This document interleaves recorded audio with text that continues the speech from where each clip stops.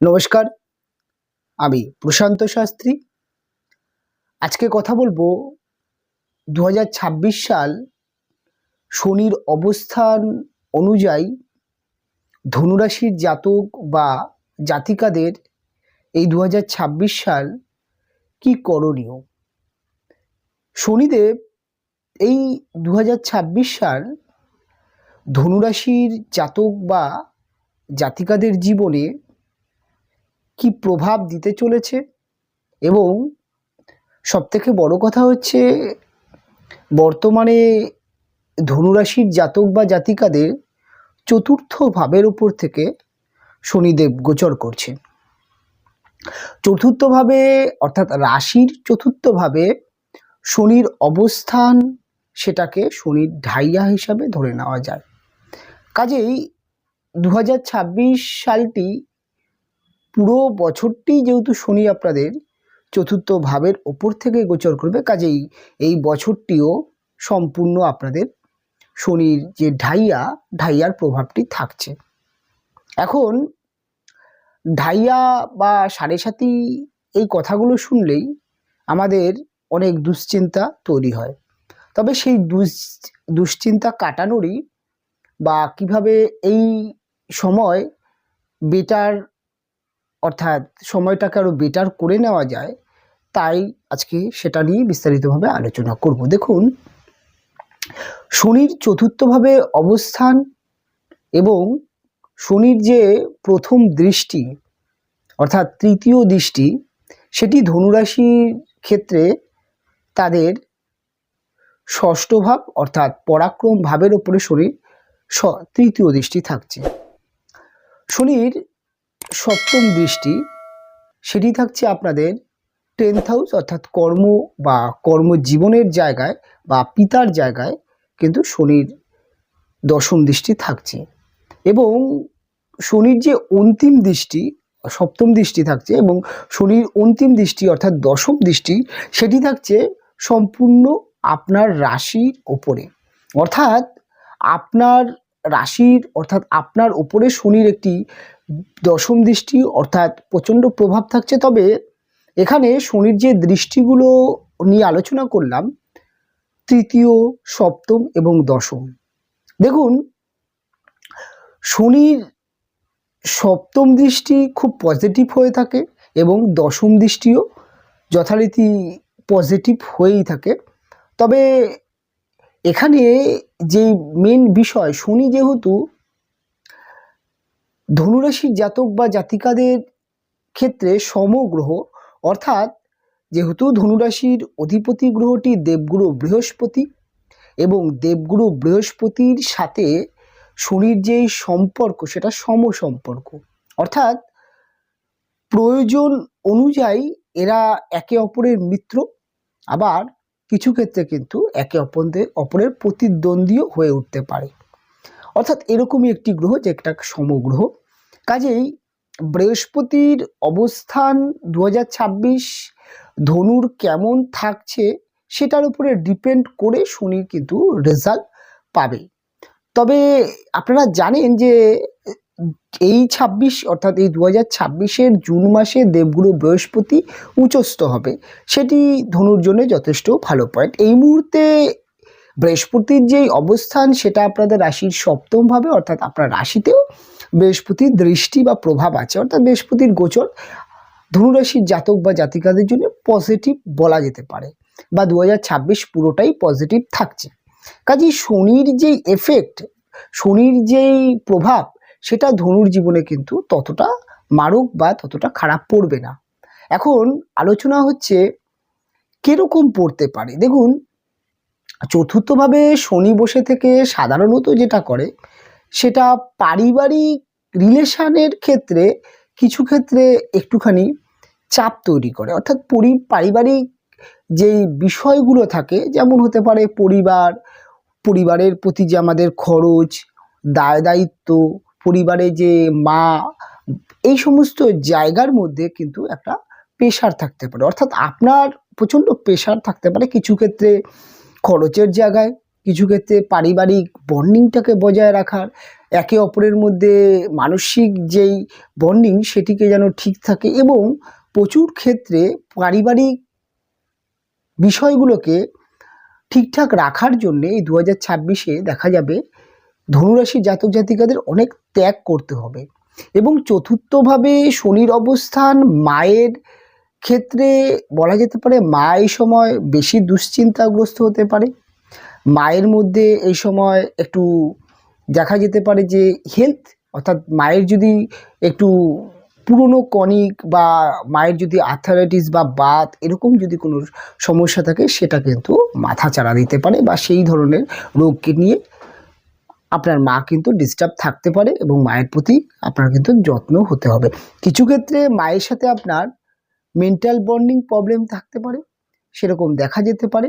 তবে আপনার চতুর্থভাবে শনির অবস্থান এটা কিন্তু আপনাকে মানসিকভাবে কিছুটা ক্ষেত্রে কিন্তু ইমোশনাল, কখনো খুব ভালো, কখনো আপস অ্যান্ড ডাউনস পরিস্থিতি এই 2026 থাকতে পারে। অর্থাৎ মনের দিকে একটা বলা যেতে পারে যে একটা অনুভূতি আপনি করবেন যে আপনার পরিবারের ব্যক্তিরা বিশেষ করে হয়তো আপনাকে ততটা বুঝছে না, আপনি পরিবারের জন্য যতটা ত্যাগ করছেন ততটা হয়তো পরিবারের মানুষের সঙ্গ আপনি পাচ্ছেন না, এরকম কিছু পরিস্থিতি তৈরি হতে পারে।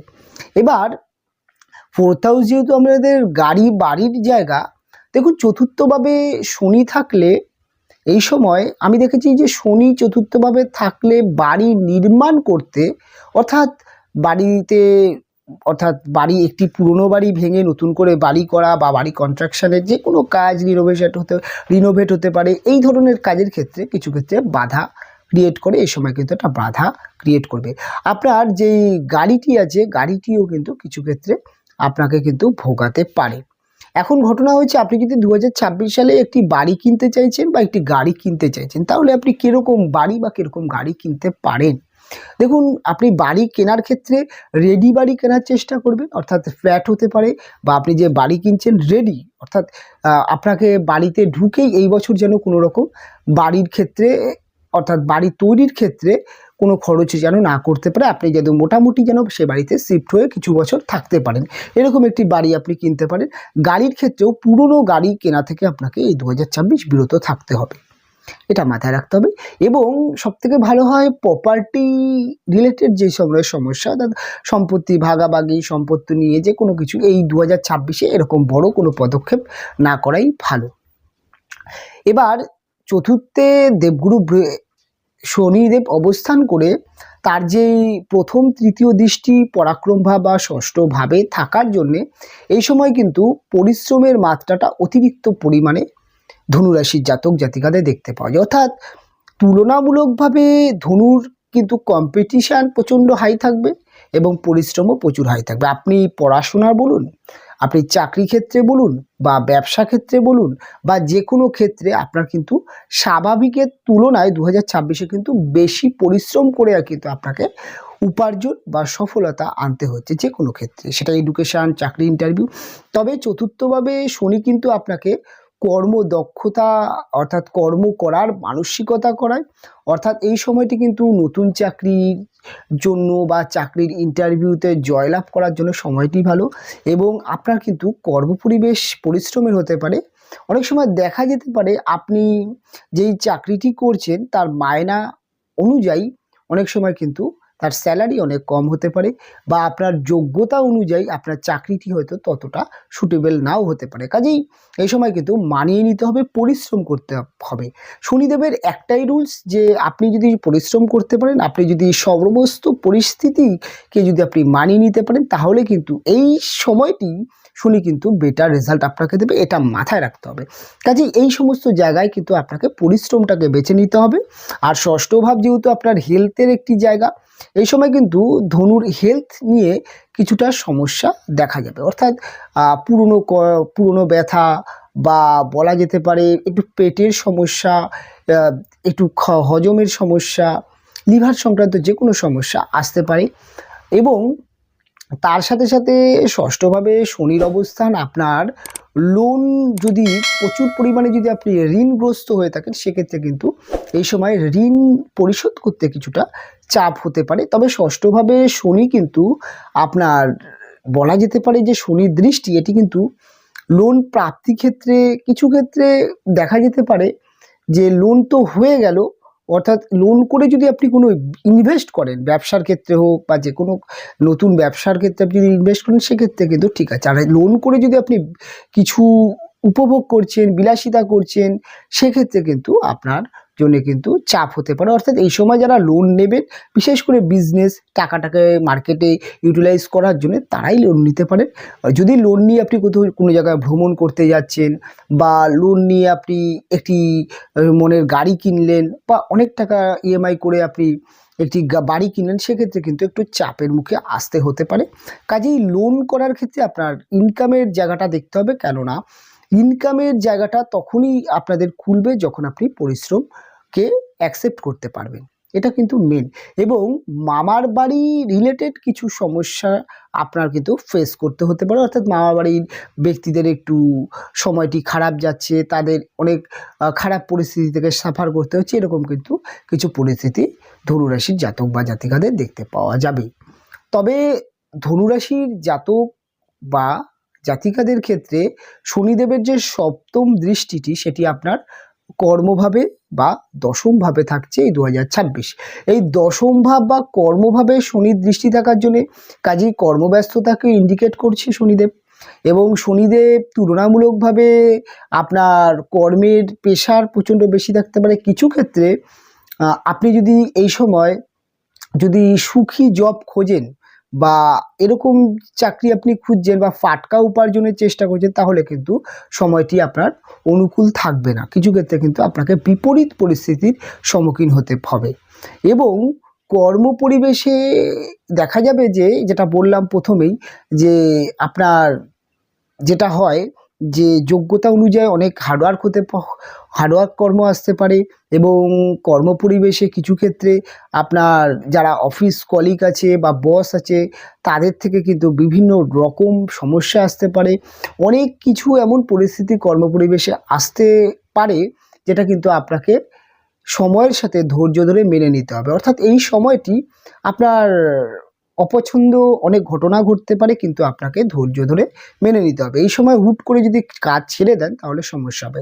তবে নতুন কর্মপ্রাপ্তির যোগ কিন্তু তৈরি হচ্ছে, এবং কর্মের যোগ তৈরি হচ্ছে। যারা বেকার আছেন তাদের কর্মের যোগ হচ্ছে, যারা দীর্ঘদিন ধরে অনিশ্চয়তায় ভুগছেন, তাদের কিন্তু কর্মযোগ আছে। তবে যেই কাজই হোক না কেন, কাজটি কিন্তু আপনার পরিশ্রমের হবে, অতটা সুখের হবে না। অর্থাৎ আপনি যতটা আশা করছেন ততটা নাও পেতে পারেন, কিছুটা আপনার চিন্তাভাবনার থেকে কম মার্জিনের বা কম মানের কাজ হতে পারে। তবে কিন্তু কাজটি আপনি যদি করতে থাকেন, অর্থাৎ আপনি যেরকমই একটি কাজ পেলেন, সেই কাজটিতে যদি আপনি জয়েন করেন এবং কাজটি করতে পারেন, আপনার কিন্তু শনিদেবের যে বাধা দেওয়া বা পরিশ্রম করা, বা যেটাকে বলে শনি সবসময় না ডিস্টারবেন্সের মধ্যে রাখে, চাপের মধ্যে রাখে। আর এই চাপটাকে যদি আপনি অ্যাকসেপ্ট করতে পারেন কর্মপরিবেশে, তাহলে কিন্তু দেখা যাবে যে এই 26-এই আপনি এর থেকে বেটার কোনো চাকরির অফার আপনি পেতেই পারেন।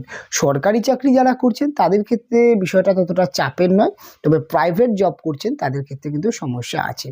সরকারি চাকরির ক্ষেত্রে একটা জিনিস মাথায় রাখতে হবে, টোটাল চাকরি ক্ষেত্রে আপনার আন্ডারে যে শ্রমিকরা কাজ করছেন, অর্থাৎ আপনার থেকে নিচু লেভেলে যারা শ্রমজীবিকা আছে, আপনি হয়তো একটু ভালো জায়গায় কাজ করছেন, আপনার কিন্তু শ্রমিক লেবার ওয়ার্কারদের সাথে ভালো এবং তাদের সাথে ভদ্র ব্যবহার রাখতে হবে। কেননা শনি শ্রমিক লেবার ওয়ার্কারদের কারক। অর্থাৎ শনি কিন্তু এক কথায় বলা যেতে পারে দুস্থ মানুষদের কারক। আপনাকে কিন্তু তাদের প্রতি কিন্তু যত্নবান, আরও কিন্তু তাদের প্রতি আপনাকে নমনীয়তা দেখাতে হবে।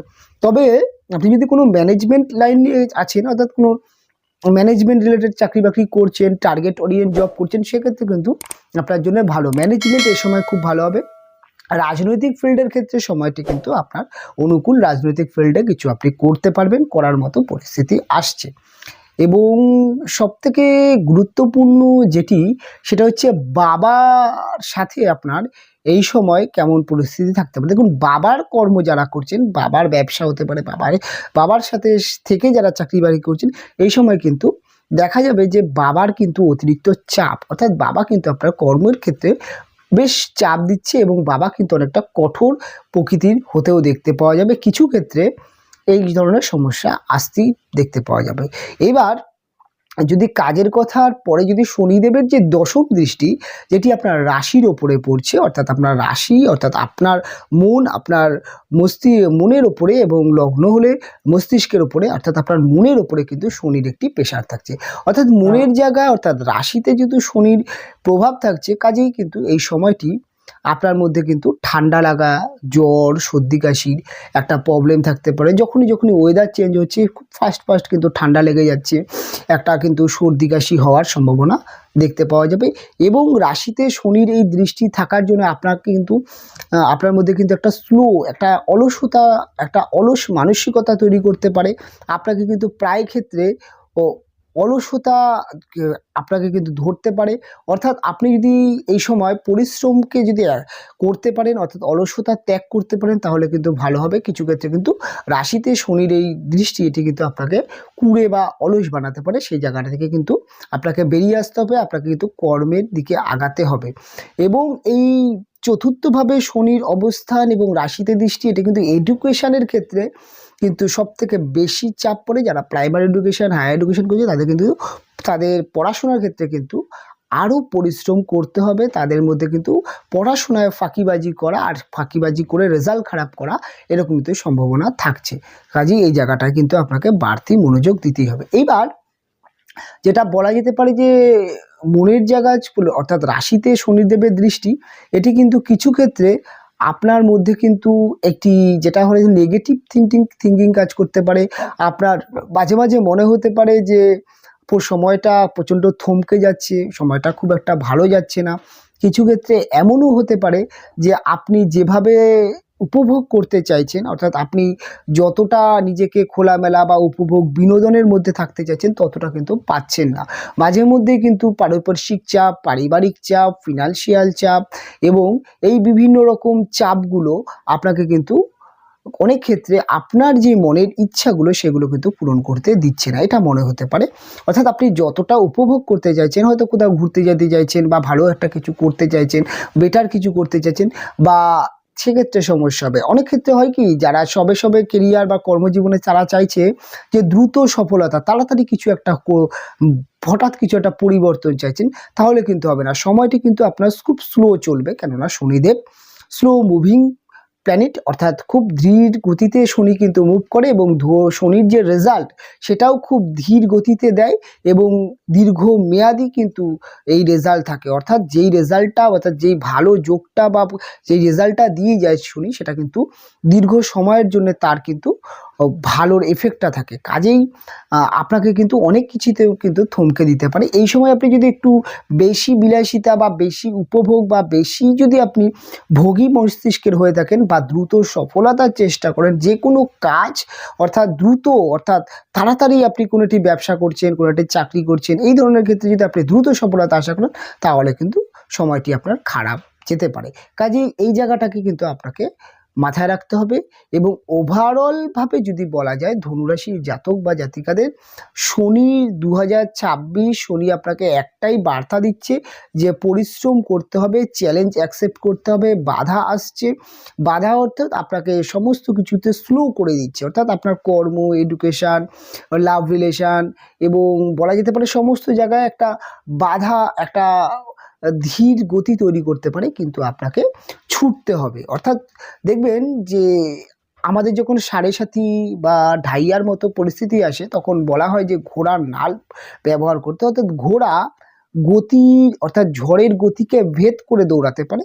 ঠিক আপনার জন্য 2026 রেমেডি, যেই বাধা আসছে, যেই সমস্যা আসছে, সেটাকে কিন্তু ওভারকাম করে এগিয়ে যেতে হবে, অর্থাৎ আরও কিন্তু পরিশ্রমী হতে হবে। আর যদি আপনি পরিশ্রমী হতে পারেন, এই 2026 কিন্তু আপনার জন্য অনেক শুভ অ্যাডভান্টেজ, অনেক ভালো ভালো দরজা খুলছে, এটা মাথায় রাখতে হবে।